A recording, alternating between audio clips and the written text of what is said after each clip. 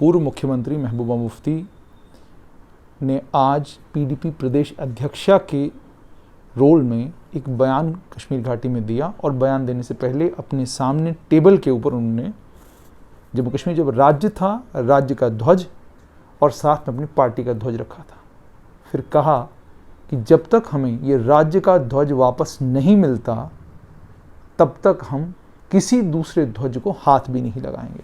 साफ ये कह रही हैं कि तिरंगे को तब तक हाथ नहीं लगाएंगे जब तक जो राज्य का ध्वज था हमें वापस नहीं मिलता। आखिर क्यों कहा महबूबा मुफ्ती ने ये और क्या कहना है भारतीय जनता पार्टी के मुख्य प्रवक्ता सीनियर एडवोकेट सुनील सेठी का। सेठ साहब, कैसे देखते हैं पूर्व मुख्यमंत्री महबूबा मुफ्ती के इस बयान को? देखिए, जानबूझ के की गई शरारत है। अब पॉलिटिक्स नेशनल कॉन्फ्रेंस की हो या पीडीपी की हो, अब लोगों को उकसाने भड़काने के अलावा कुछ नहीं रह गया। ये चाहे गुपकार डिक्लेरेशन करेंगे या insult to national flag, national honour करेंगे, अब इनको लगता है कि यही राजनीति है। लोगों की बेहतरी के बारे में, जम्मू कश्मीर में शांति की स्थापना के बारे में कोई बयान नहीं आएगा। आर्टिकल 370 ख़त्म हुआ, 35 से ख़त्म हुआ। 2 फ्लैग जो थे वो ख़त्म हुए जम्मू कश्मीर में। एक ही फ्लैग अब है, तिरंगा है पूरे कंट्री में, जम्मू कश्मीर में भी तिरंगा है।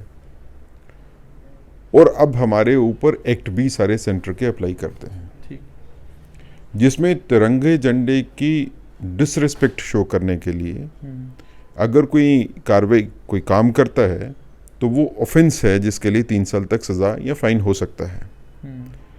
ये जो महबूबा जी ने आज कृत्य किया है, न सिर्फ ये कि उन्होंने वो अर्स्टवाइल स्टेट का फ्लैग जो कि ख़त्म हो गया उसको डिस्प्ले किया। एक तो वो डिस्प्ले करना by itself is showing contempt and disrespect to the national flag. और उसके बाद उनका बयान जो आना, वो भड़काऊ बयान, जानबूझ के दिया गया बयान। वो खुद चीफ मिनिस्टर रही हैं एक स्टेट की।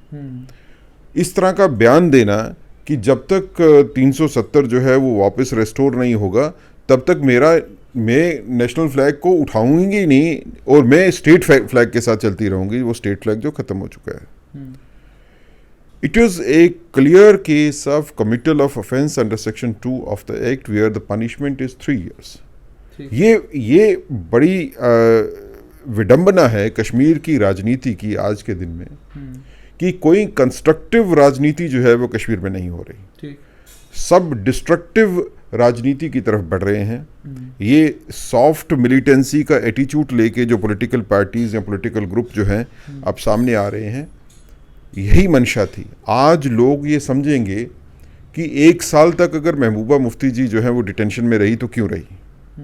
अगर काफ़ी अरसे तक डॉक्टर फारूक और उमर साहब को डिटेंशन में रखा गया तो क्यों रखा गया। ये लोग डिटेंशन से बाहर आए और आज जहर उगलना शुरू कर रहे हैं। ये लोगों को भड़का रहे हैं। ये ऐसी स्थिति लाना चाहते हैं कि लोग जो हैं वो इनकी बातों में आके भड़कें और शांति जो कश्मीर में स्थापित हुई है बड़ी कोशिशों के बाद, वो शांति की स्थापना जो है उसकी तरफ जो अग्रसर है जम्मू कश्मीर यूनियन टेरिटरी, उसमें रुकावट आए और ये दोबारा सड़कों के ऊपर लोगों के खून को बहते हुए देखें। ये लोगों के खून से राजनीति चलाना चाहते हैं। ये सारी की सारी स्टेटमेंट जो हैं ये सारी उसी डायरेक्शन में जाती हैं। सेठ साहब, महबूबा मुफ्ती की पार्टी पीपल्स डेमोक्रेटिक पार्टी से बहुत बड़ा चंक निकल के अपनी पार्टी में चला गया है। मुजफ्फर हुसैन बेग लंबे अरसे से खामोश हैं। अब पार्टी में लीडर अगर कोई है तो महबूबा मुफ्ती हैं, उनके अलावा कोई लीडर पार्टी में बचा नहीं है। तो आपसे ही जानना चाहूँगा कि कहीं ये रेलेवेंस की राजनीति तो नहीं है कि दोबारा से कश्मीर की पॉलिटिकल डिस्कोर्स में रेलेवेंट होने की कोशिश कर रही है महबूबा मुफ्ती? देखिए, महबूबा जी के बारे में तो मैं कहूँगा कि राजनीतिक हताशा है। शी हरसेल्फ थिंक्स कि पॉलिटिकली वो इरेलीवेंट हो चुकी हैं। पार्टी पूरी ध्वस्त हो गई। पार्टी ध्वस्त इसलिए नहीं हुई कि कोई कोलिशन टूट गई थी, अलायंस टूट गई थी, गवर्नमेंट से बाहर निकले, ये गलत बात है।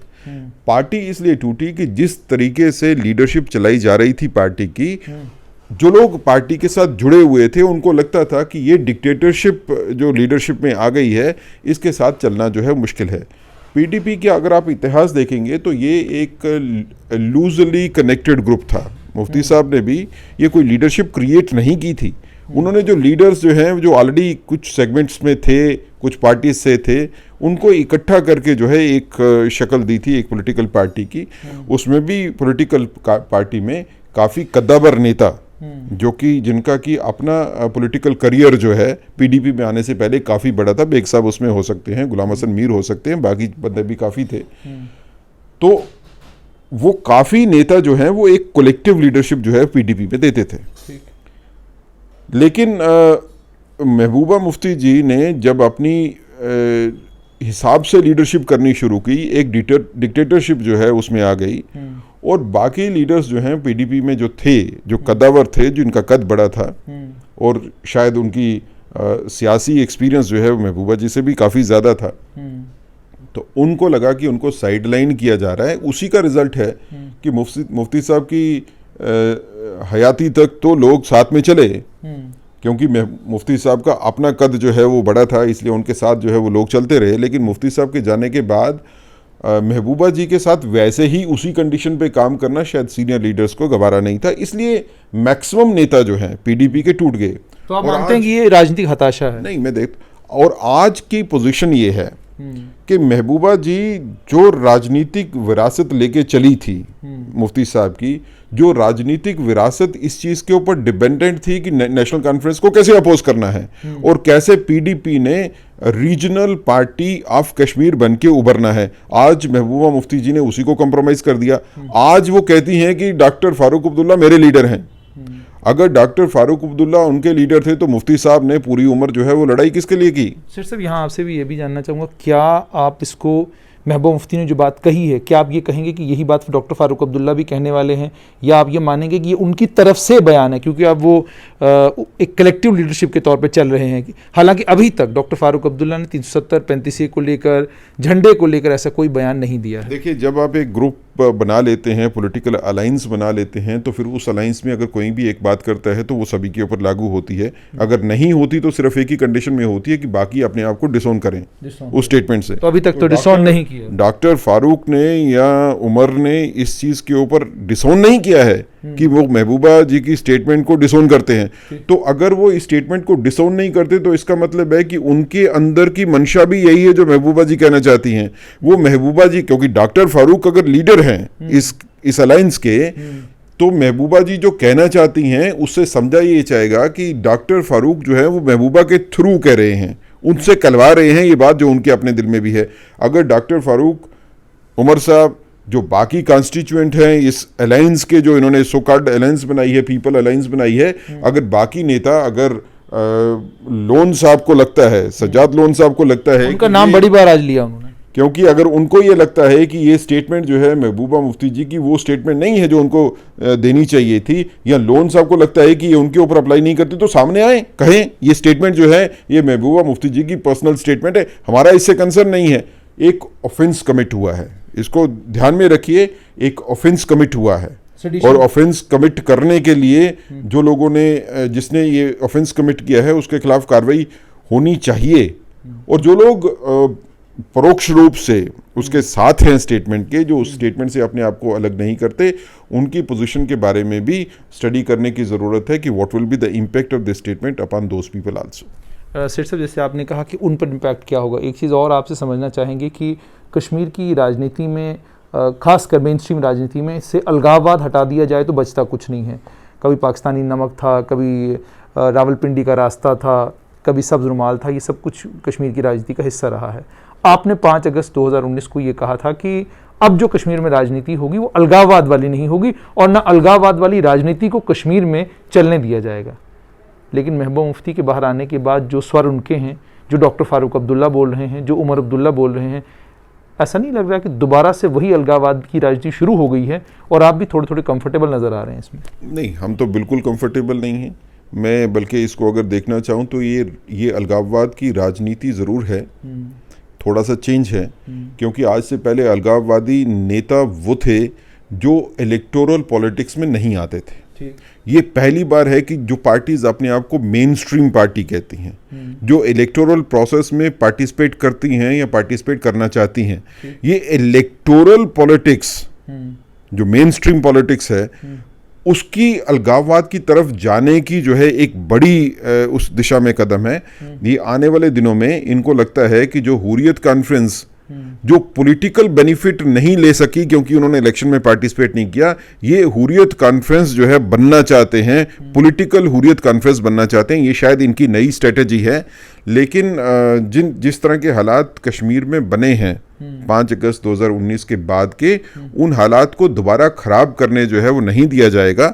अगर मुझे लगता है कि अगर व्यापक तौर के ऊपर शांति स्थापित करनी है, बड़े तौर के ऊपर जो है वो अमन लाना है जम्मू कश्मीर स्टेट में, तो उसमें कुछ कड़े कदम जो है उठाने की ज़रूरत है। आगे भी एडमिनिस्ट्रेशन ने कड़े कदम उठाए थे, तब लोगों को, काफ़ी लोगों ने हमारे बीच में ये बातें सुनी कि इतनी लंबी डिटेंशन क्यों है, 2 महीने डिटेंशन होनी चाहिए थी, 4 महीने होनी चाहिए थी, साल क्यों हो गई। लेकिन अब इस तरह की स्टेटमेंट देके लगता है कि वो डिटेंशंस जो है वो जस्टिफाइड थी और शायद डिटेंशन जो है वो जल्दी ख़त्म हो गई। एक सेठ साहब, आखिर में आपसे ये जानना चाहूँगा, जितने भी राजनीतिक दल हैं, कश्मीर बेस्ड पॉलिटिकल पार्टीज जितनी भी हैं, जिसमें महबूबा मुफ्ती का ये जो बयान आया है, क्या आप प्रोविंशियल यूनिट्स जो उनके हैं, क्या लगता है आपको उनकी क्या जिम्मेदारी बनती है? क्योंकि जो प्रोविंशियल यूनिट्स हैं इन तमाम पॉलिटिकल पार्टीज़ के, they swear by the Indian flag, और वो पब्लिकली किसी भी जगह जो है अब इस समय जो स्टेट फ्लैग हुआ करता था उसकी बात नहीं करते। आपको नहीं लगता कि इन प्रोविंशियल यूनिट्स को भी अपने आप को इस बयान से डिसऑन करना चाहिए? देखिए, मुझे पिछले कुछ दिनों के अगर आप हालात देखें, खासकर ये सो कॉल्ड गुपकार डिक्लेरेशन जो शायद पॉलिटिकल जो अलगाववाद की तरफ इनका कदम जहाँ से उठना शुरू हुआ, उसने इन political main stream parties, main stream का क्या मतलब है आज के बदले हुए हालात में, वो एक अलग चर्चा का विषय है। इन पॉलिटिकल मेन स्ट्रीम पार्टीज को 2 हिस्सों में डिवाइड कर दिया विद इन पार्टीज। अगर आप नेशनल कॉन्फ्रेंस की बात करें तो नेशनल कॉन्फ्रेंस का कश्मीर विंग, जो उनकी कश्मीर की लीडरशिप है, वो अलग ढंग से सोचती है, और जो उनकी जम्मू की लीडरशिप है वो अलग ढंग से सोचती है। जम्मू की लीडरशिप जो नेशनल कॉन्फ्रेंस की है, और वैसे ही पीडीपी और बाकी पार्टीज की भी, उनमें बेचैनी है अंदर से कि क्या करें। अगर वो पॉलिटिकल पार्टी जो पार्टी ने लाइन ली है, उस बयान से अपने आप को अलग करना चाहिए। अगर उनके साथ फॉलो करते हैं, उस लाइन को टो करते हैं, तो उनका अपना जनाधार जो भी है छोटा मोटा वो भी खत्म हो जाता है। और पार्टी के अगेंस्ट जाके अगर कोई स्टेटमेंट देते हैं तो वो उनको पार्टी में डिसिप्लिन में प्रॉब्लम होती है। लिहाजा इन पॉलिटिकल पार्टीज की जम्मू रीजन में, अब जम्मू रीजन में मैं खाली हिंदू जमात की बात नहीं करता हूँ, मैं हिंदू और मुस्लिम जमात दोनों की बात करता हूँ। जम्मू प्रोविंस में हिंदू और मुस्लिम और सिख जमात जो है वो एक अलग ढंग से, एक अलग प्रिसेप्शन से चीज़ों को देखती हैं। कश्मीर में भी काफ़ी हिस्से में प्रिसेप्शन यही है कि जो पॉलिटिकल पार्टी स्टैंड ले रही हैं ये जस्टिफाइड नहीं है। इसके चलते हुए शायद कश्मीर में उनकी लीडरशिप जो है वो वोकल नहीं हो पाए, लेकिन जम्मू में उनकी लीडरशिप जो है वो आने वाले दिनों में वोकल उसको होना ही पड़ेगा अगर उन्होंने अपने आप को सर्वाइव करना है। आपको लगता है कि इस बयान से, तो कल इनको बयान देकर अपने आप को इस बयान से कम अलग करना चाहिए, अगर वो देश की बात करते हैं, देश के हितों की बात करते हैं और जम्मू कश्मीर को भारत का भिन्न अंग मानते हैं? क्या आप समझते हैं कि प्रोविंशियल यूनिट जितने भी कश्मीर बेस्ड पॉलिटिकल पार्टीज के हैं उन्हें बयान देकर अपने आप को इस बयान से अलग करना चाहिए? पीडीपी की अगर आप बात करें तो पीडीपी का जम्मू में कोई जनाधार खास था भी नहीं, कभी भी हुआ नहीं। लेकिन नेशनल कॉन्फ्रेंस की अगर आप बात करें तो नेशनल कॉन्फ्रेंस पिछले पास्ट में जम्मू में काफ़ी इलाकों में जीती है। वो इलाके जो जिसमें हिंदू मेजॉरिटी है वहाँ पे भी नेशनल कॉन्फ्रेंस जीती है। तो उन इलाकों में अगर अपनी पॉलिटिकल एग्जिस्टेंस रखनी है, और कश्मीर में भी ज़्यादातर इलाकों में, क्योंकि अब कश्मीर के हालात वैसे नहीं हैं जो आज से 1 साल पहले थे, कश्मीर में भी अगर अपनी पॉलिटिकल एग्जिस्टेंस रखनी है तो इन पॉलिटिकल पार्टीज़ को महबूबा जी की स्टेटमेंट से अपने आप को डिस्टेंस करना पड़ेगा।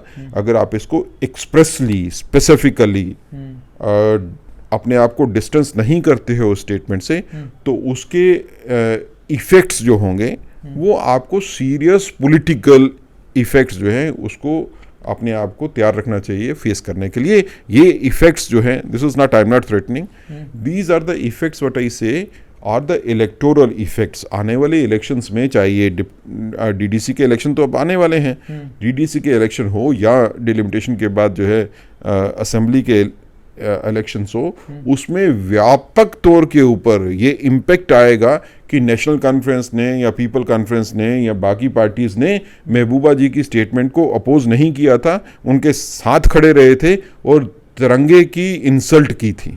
बहुत बहुत शुक्रिया। तो ये थे भारतीय जनता पार्टी के मुख्य प्रवक्ता।